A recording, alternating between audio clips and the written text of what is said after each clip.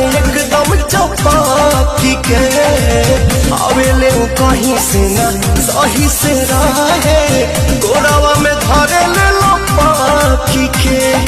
बुद्धि सुती हरदम निहारत हमर फिगर बा, बुद्धि सुती हरदम निहारत हमर फिगर बा।